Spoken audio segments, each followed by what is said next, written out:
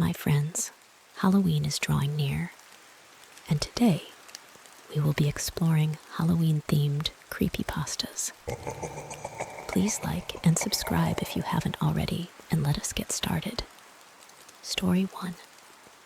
Always check the candy. Always check your children's Halloween candy. Always. I'm not saying this to fearmonger. To tell you the truth, I realize that most of the candy handed out on the holiday is likely purchased at Walmart the day before and shoved into a plastic pumpkin-shaped bowl. You probably have realized that most sane people don't poison candy or put glass in it, or whatever cautionary urban legend you've heard. The only guy who did do that did so to his own son. So those neighbors of yours, don't treat them like criminals. They're just trying to innocently give the kiddos some sweets. This warning regards a phenomenon that has no apparent origin. What I mean is, no one is really sure of where it comes from. The candy in question isn't even so. You can't purchase it at any stores, and looking it up online results in no results. The candy, this aforementioned phenomenon, appears to be that of a cinnamon jawbreaker, not to be confused with the Atomic Fireball brand or any other similar sweet. It may resemble a red-tinted gumball or a red lollipop with no stick. The point being, it's rather generic in appearance, which makes it tricky to spot the real deal.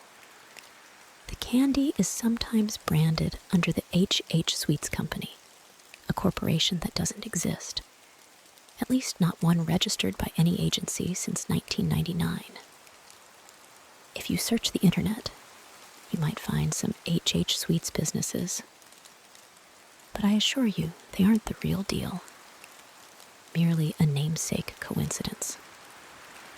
If the label carries the H.H. name, beneath it, a tagline will read something to the effect of, "Hot as hell, sweet as heaven." Not all of the candies sport the branding, but it certainly helps to spot it. This is why I advise if you find yourself or your kids with an unmarked red candy, the safest bet is to throw the sucker away. Documentation of the phenomenon only dates back to 2007, but there is the possibility that it's gone on for far longer. As of this recording, a known 9 people have ingested the candy, 4 of which being children under the age of 18. Each case has happened on October 31st, with the most cases occurring during 2016, with a total of 3 victims. The only clues as to the candy's appearance and branding is through the eyes of witnesses and subsequent investigations of any nearby and opened candy wrappers. Each of the victims' corpses, aside from the heads, remain untouched. The heads, however, are where things get strange. Each of the heads is completely burnt, like a used match. This would make identification of the victims troublesome, except for the fact that fingerprint analysis lent itself fittingly to the nature of these deaths, considering the hands of the deceased were completely intact. None of the victims were related in any way, with the only exception being a father and his 9-year-old daughter, Andy and Mary Kay Winfield from Lexington, Virginia. All of the others shared no relation, other than the aforementioned candy. An eyewitness report from Brevard, North Carolina, documented the full story behind the mysterious death of a 12-year-old boy, Shane Davis, who died on the Halloween of 2009. The report is as follows. I was leaving the pharmacy at around 8:30 when it happened. He, Davis, was walking down the block in a zombie costume. I didn't even notice him at first because it was dark, and the costume was dark. But then there was this flash of orange light like someone lighting a candle. I turned around, and this heat wave hit me in the face, and the smell, oh Lord, it smelled like cooked meat. His head was on fire. There were people screaming, but there was nothing we could do. He screamed only for a moment, then he hit the pavement. I'll never unsee it. There were rumors it was a hex from a witch or something. I'm not a superstitious man, but when you see something like that, superstition doesn't seem too far off, you know? Similar reports were documented for many of the other victims. Shortly after ingesting the candy, the victim's head would burst into flames, and soon thereafter, the victim would succumb to the injury and die. Many rumors and theories have since popped up surrounding the deaths and candy. Many include witches and spells, but some have garnered a significant following beyond regional folklore. One of the most popular rumors cites the deaths as a result of the 1782 execution of Henry Hyson Cassidy, H.H. Cassidy, a candy maker from Ononcock, Virginia, the site of the first documented death from 2007. Cassidy, a local candy maker, was placed on trial for the disappearances of 2 young girls from the neighboring town. Despite having no apparent motive for abducting 2 young girls, the candy maker was charged as a reasonable suspect, having access to sweets for alluring the children. Following a local investigation where one of the girls' bodies was discovered with candy in her pocket, Cassidy was charged with the murders and sentenced to death. Children from the town, who once loved the sweets made by the candy maker, began calling Cassidy the Witch of Ononcock, making him one of the earliest male witches of legend. Being found guilty in a hasty trial, Cassidy was sentenced to death by molten metal, a process considered barbaric, except in the case of an accused witch. Cassidy, who swore his innocence until his death, had a molten metal ball dropped into his throat. While a quick death, it was certainly not painless. The townsfolk remarked that justice was served on that day, and the body was buried in a shallow grave. Given that Andy and Mary Kay Winfield were also from Virginia, many speculated that the spirit of Cassidy returned to punish those responsible for his death, using his signature candy as a way to torment the descendants of his accusers. The name, too, H.H. Cassidy, would explain the name on the wrappers, H.H. Sweets. Another popular theory is usually referred to as the jack-o'-lantern story. Based on the Irish myth, the story goes that a man known as Stingy Jack tricked the devil on multiple occasions, resulting in his banishment from hell, as well as heaven, as he was a trickster at heart. The man, forced to roam the earth, lit coal within a turnip, and has been using it ever since to light his eternal path. The story, clearly rooted in the Halloween tradition of carving jack-o'-lanterns, has been used to explain the candy too. Stingy Jack, as he's referred, seeks out souls to join him in his eternal punishment. The candy, which burns the heads of its consumers, turns them into a somewhat crude jack-o'-lantern. This would explain the fiery demise of the victims, as well as its connection to the celebration of Halloween. In conjunction with the Stingy Jack narrative, there are some who conclude the candy is the work of the devil himself, tormenting unsuspecting holiday celebrators with death merely for the fun of it. A rather sick trick, yes, but then again, mischief is commonplace in the celebration of Halloween. As for this theory, The HH label would stand for Hell's Hottest or some other variation of the Hell alliteration. Despite these varying backstories to the candy, there is a far more grounded explanation that many have subscribed to. Rather than reading into the HH Sweets mythology, some conclude that HH Sweets is precisely what it claims to be, a candy company. The motive for committing these crimes is, at large, still a mystery, but this theory cuts out the claims of ghosts and devils, suggesting instead that a select few sickos had the willpower to conjure up sweets with the intent to kill. In the end, no one theory is correct, at least not one that can be confirmed by traditional means. A candy that is, for lack of a better term, supernatural, can only be explained by the supernatural, making it extremely difficult to verify any of the information regarding it. If you wish to avoid the grisly results of the candy, it is advised to always check your children's Halloween candy. Better yet, avoid the trick-or-treating tradition altogether. Or, if you're highly concerned, perhaps it would be best to simply skip Halloween altogether. Story 2. My last Halloween. Halloween used to be my favorite holiday. It was the one time of year you could be anything you wanted to be. You could draw out your darkest desires and display them for the world to see. No one would think you were odd for being the person you always wanted to be. There was no judgment for your choice of attire, and oftentimes you were commended for that choice.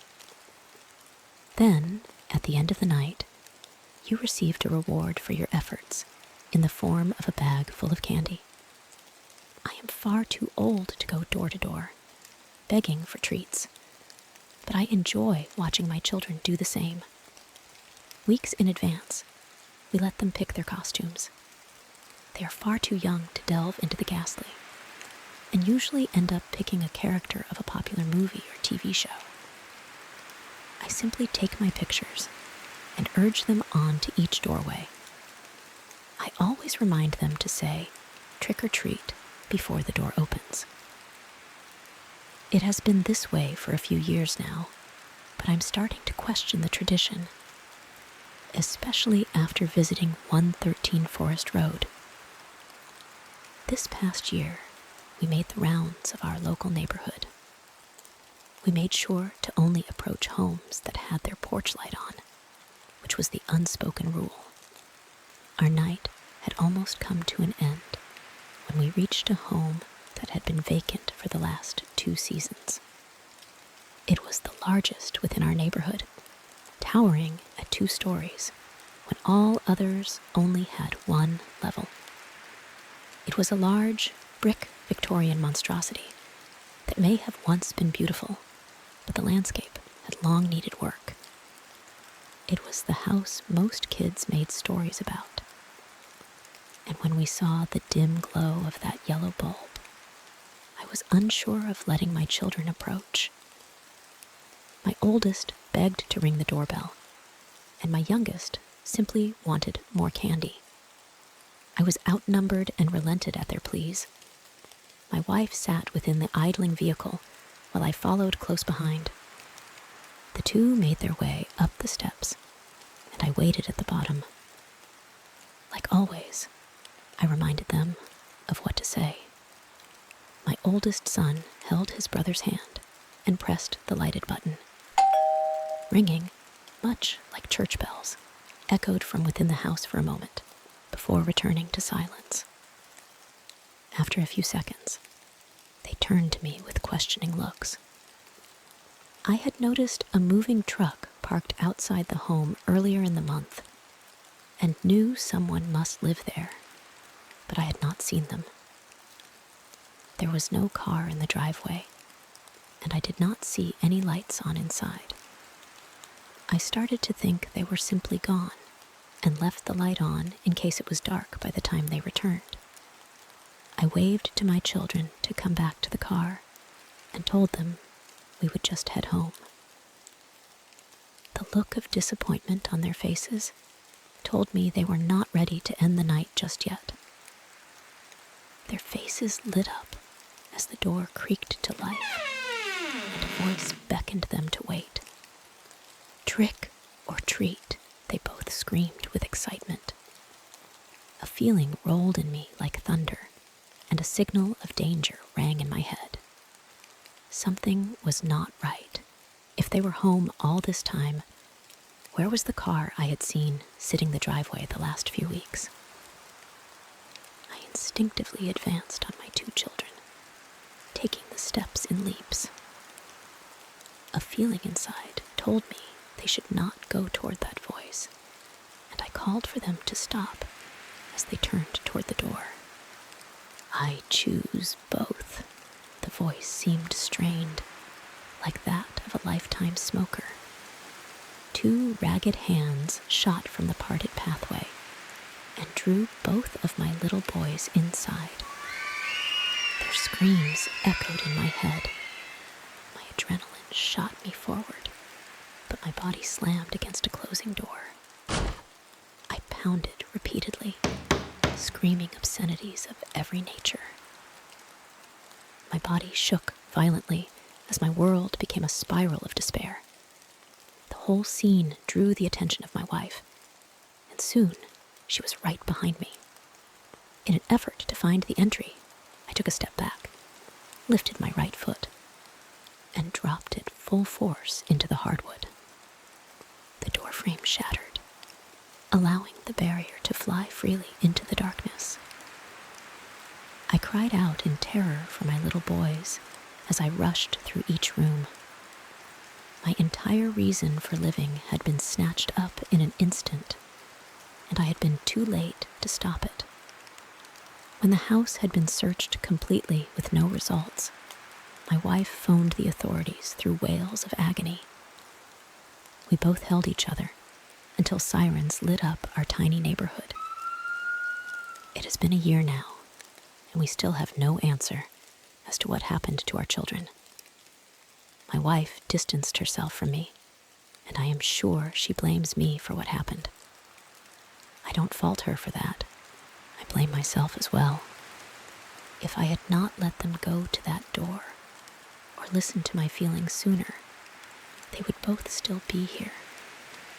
Halloween is no longer a time of fun for us, but a reminder of our mistakes. I don't even leave my house on that night, and even the sight of a pumpkin makes tears stream down my face. The drive home from work is especially hard, witnessing the houses that decorate for the occasion. I am almost in a panic before I close myself within the safety of my home. Please, if you read this, don't let your kids visit 113 Forest Road on Halloween. Story 3. How to carve a pumpkin. I propped the gourd on the table after I laid down the newspapers to keep the juices from running out. I then took a knife and I drove it into it. It had a tough rind, but with a few direct strikes, it opened. Unfortunately for me, the juices spilled on the floor, forcing me to lay down towels. Afterward, I sketched the spots for the eyes and mouth, and I sliced into the gourd. The surface, once again, proved rough, but I gradually got the hang of it. Juice seeped out from the areas I sketched. Lastly, I made a deep cut on the top. I needed a sharper blade for it. With the gooey residue exposed, I scooped it out thoroughly and placed a candle inside. Now, all that's left to do is get around to carving those pumpkins. Story 4. Candy for Ghosts. The first Halloween after everyone died was as uneventful as you would expect. I ran naked through the streets, eating stolen candy and drunkenly singing Monster Mash. It's the sort of thing you do when everyone in the world is dead and you've lost everything that matters. Of course, there is no you. There's only me. There's there's only ever me, the one the sickness left behind to suffer. The second Halloween, after everyone died, I was planning on killing myself come New Year. I sat in the ruins of a rich person's home. I think he'd been a doctor or lawyer or something. I wore his crimson silk bathrobe. I smoked his cigars. I was living what remained of someone else's good life. Then I heard a knock at the door. But of course I didn't. That would have been impossible. Except it happened again. I made my way to the big, carved oak door. I slowly turned the brass knob and pulled. A 4-foot-tall mummy stood before me in the doorway. There was a line of other children in various costumes. They stretched halfway down the block. Trick or treat was all the ghost in the mummy costume said before I slammed the door in his 10-year-old face. I watched through the blinds as the dead children walked off disappointed. I half expected them to throw eggs or toilet paper. One by one, they faded out of the world until there was nothing but shadow and empty air where they had once been. I guess it's true what they used to say about the veil between this shithole and the next being thinner on Halloween. It's either that or I've gone insane. I'm probably not insane. Reality is a sharp knife, which I feel at all times. Anyway, as the old song goes, the years kept coming, and they did not stop coming. Each Halloween, the children would arrive at my door in their costumes. I'd sit in the darkness and wait for them to leave. Eventually, the children would head off disappointed. I would be alone in the world again. The dead would be dead. No more uncomfortable reminders of lost hopes and dreams. This year was different. Maybe it's the loneliness that's gotten to me. Maybe I've come to accept that I will be a ghost in the not too distant future. Maybe I just miss the way things used to be.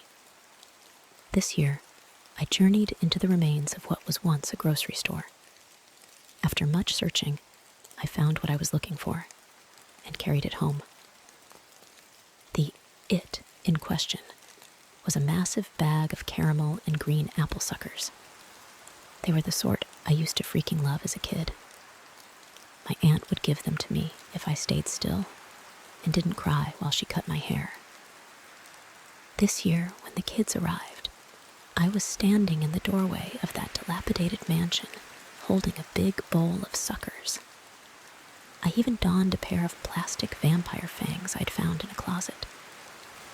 The kids came up to me, one by one, or in pairs. I would compliment their costumes. They'd thank me for the candy. There wasn't any talk of what had happened to them or the world. It didn't matter anymore. Everything was as it was supposed to be. Then the children went away. They were always going to do that. The ghosts in my mind are now my only company.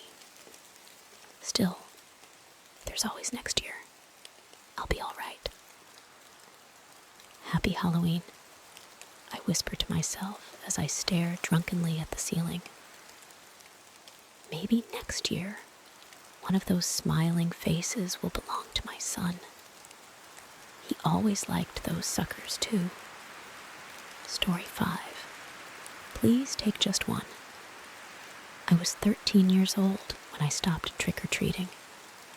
The other kids weren't so eager to give up free candy, but something happened that year. Something awful. My friends, Owen, Drew, and I were out trekking for candy when we came to a house that had a big bowl of it sitting on the porch. A sign above it read, "Please take just one." We joked about swiping it all, but Owen and Drew only took a few each, enough to make them feel like badass kids. I'd always been afraid to take more than one because I was intimidated by authority. Sure, it was just a sign, and it usually meant that the owner wasn't home. but I was a timid kid who always did what he was told. Owen and Drew explained how that house did the same thing every year, and that people rarely saw the guy who lived there. They dared me to do what they were too chicken to, so I decided to see what it felt like to do something naughty. We looked around to make sure no one was watching, and I poured the contents of the bowl into my bag. The three of us ran down the street, laughing and shoving each other. Part of me expected someone to chase after us. In hindsight, I was right to be concerned. At Owen's house, we dumped out and sorted all of our yummy treasures. I tried to offer him and Drew some of the contraband candy, but they refused. I remember Owen saying, "That's all you, dude," and Drew shouting, "I don't want your tainted treats." Granted, they weren't entirely serious, but I was annoyed that they weren't sharing in the responsibility. Enough to go home instead of sleeping over. That night, I was torn from a sugar-fueled dream by a hand over my mouth and a knife to my neck. The skin was rough, and the blade was ice cold. It was just slightly pressing into my skin, ready to slit my throat at a moment's notice. My body went stiff. I wanted to scream, but then a gruff voice whispered, "Don't make a freaking sound." At first, I didn't realize what was happening. Were we being burglarized?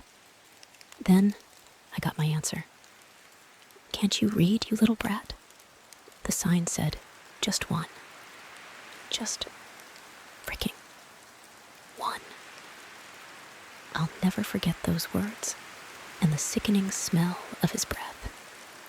He went on to explain how every year he would catch kids taking 2 or 3 pieces of candy, which always infuriated him. It wasn't until I took the entire bowl that he finally snapped. Why did I do something so stupid? I was terrified and humiliated at the same time. "You like candy, you little brat?" he asked me, so I shook my head as much as I could, despite his hand pressing against my face. He then removed it, still holding the knife to my neck, and proceeded to shove unwrapped candy into my mouth. I tried not to inhale, but I couldn't help it. I could feel things pushing against the back of my throat as I whimpered and drooled. I started to gag, but he put his hand back over my mouth so I wouldn't cough anything up. I truly believed I was going to die, and I feared for my friends as well. My short life flashed quickly before my eyes. All I could think in that moment was, how could an adult hate children this much? Everything I presumed about them was suddenly a lie. They weren't infallible, and their authority wasn't always law. Fine, so I took all this guy's candy. Did I really deserve to die? As I contemplated this for the first time, expecting to suffocate to death, my father rushed into the room, grabbed my metal desk chair, and beat the living daylights out of the guy. I never loved my dad so much as I did that night. I'm an adult now, and I live alone in a nice house on a quiet street with lots of kids. Every Halloween, I leave a basket on my front stoop full of candy with a sign that reads, "Take as many as you want." Story 6. A plastic Halloween skeleton. It was just a plastic Halloween skeleton dangling from our large oak tree in the front yard. We had put it there in the middle of September, despite our neighborhood's wishes. They didn't quite understand our enthusiasm for the holiday, and those same hypocritical folk were putting plastic Santas on their lawn come November 1st. A plastic Halloween skeleton. Back to the skeleton. It was a cheapo, run-of-the-mill Halloween decoration. You've probably seen your fair share at dollar stores, Halloween pop-ups, and big box retailers. Now that I've had time to think about it, I'm pretty sure it even glowed in the dark, which meant it just barely glowed at all. As a kid, however, it was always the coolest thing to me. It's truly amazing how the mundane bewilders children. One of the reasons I cherished that skeleton so much was because of all the memories I had of the thing. Every Halloween, Mom and Dad would take me around the block as they ushered me to the front doors of complete strangers, now people I know by name, as I pleaded for a Reese's or Kit Kat. Halloween is such a strange time of year, but I remember those chilly autumn nights almost more than Christmas morning. As we'd walk home from the house at the end of the cul-de-sac, Dad would tease me about the spooky skeleton swaying in the breeze down the road. Mom would turn off her flashlight, and ever so faintly, I could make out the glow of the swaying ghoul. I would always scream, and my parents would laugh. Dad would bend down and pick me up by the sides of my dinosaur costume and point down the road at the cheap prop. It's okay to be afraid, bud, but never let it rule your life. I would confidently nod, and my dad would hug me and set me down. I'd rush off toward the house and sit beneath the wind-dancing skeleton in the grassy yard, sorting through all the good candy for me, and the rest for Dad. He never minded, as he especially loved the coconut chocolates, the stuff I always loathed as a child. I'd get bitten up by ants after a few minutes, but I suppose the excitement of eating candy kept me planted on the lawn. Dad didn't mind, but Mom did. That is, if I ate too much candy before bedtime. Before I'd drift off into dreamland, Dad would always promise a scary story before he tucked me in. Usually, it was one of his own. Typically, something about his time in the war, maybe emphasized by ghosts or zombies. But one Halloween, the most memorable of all, he read me a passage from the Bible. It was a Bible he had tucked away inside my dresser drawer, an heirloom from my great-grandfather when he too was in the service. The passage he read was from Ezekiel, the story of the valley of dry bones, and how God would breathe into them and raise the corpses from the dead. As he said this, my dad would raise the pitch of his voice and point forebodingly to the skeleton hanging from the tree. "You know," he would say, growing more serious in his tone, "one day, I'm not going to be here for you, bud. One day, you're going to have to face your fears on your own. But don't worry, I'll always be there with you. See you in the morning." I would smile and nod. I didn't entirely understand the concept of death. I thought skeletons were nothing more than spooky, Halloween-themed monsters. The truth of the matter was that skeletons, as Halloweeny as they were hiding inside of us all, just waiting for death to set them free. Eventually, I'd learn. Dad was called back on tour, and after only a few months of being away, Mom got the call. It was difficult for her, I'm sure, not only on her behalf, but on mine, trying to explain to a 7-year-old that Dad wasn't coming back. Ever. That must have been rough on Mom. "Maybe for Christmas?" I said hopefully, "so we can see Santa together?" My mom would shake her head with a tear in her eye. "No, baby," she sniffled. "Not ever. It's just you and me now. Okay?" "Okay, Mommy." I realize now that my childlike optimism was painful for my mother to bear. Every few days, I'd ask if Dad was coming home. I didn't entirely grasp the concept of death. When they had the funeral service for Dad, they chose to have a closed casket, as Mom and Nana didn't want me to see Dad. Not like that. "Will he come out of there?" I'd say, pointing to the casket. "No, sweetie," Nana said. "Your daddy's got to rest, okay?" I'd nod, still without a clue. I suppose ignorance is bliss. Children always have it easy, even when they don't. Halloween would come and go. It was never the same without Dad and his stories. Mom would take me around the block and hang the decorations. The same, now faded, skeleton jangling from the oak tree. It wasn't scary anymore. And, as the years went by, it reminded me more and more of Dad. Eventually, I had lost interest in trick or treating, opting to stay inside and watch scary movies, which, for a 10-year-old, were about as intense as Casper.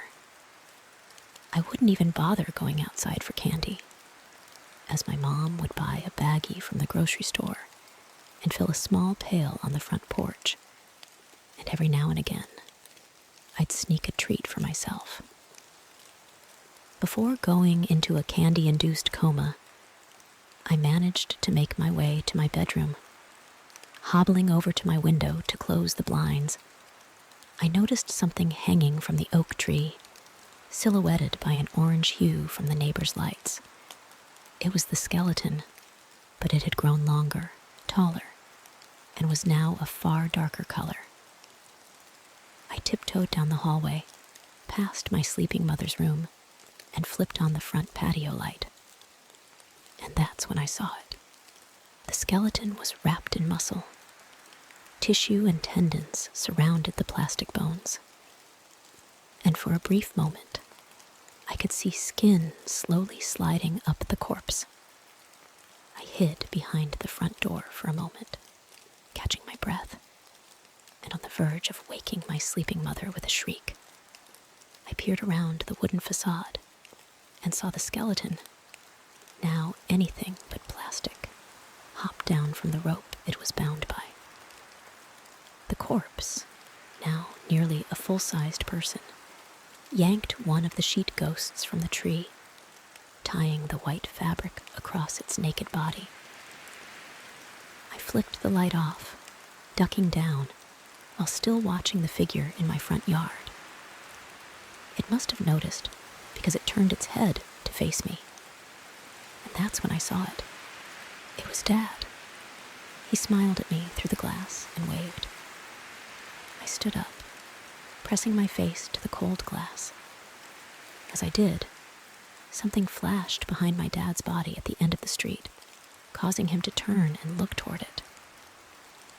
It was a bright, glowing light, brighter than anything I've ever seen. He turned back to me and smiled, mouthing something as he did. He turned, facing the light, and gradually made his way toward it, eventually being engulfed in the shining radiance. After he met with the light, it disappeared just as quickly as it appeared.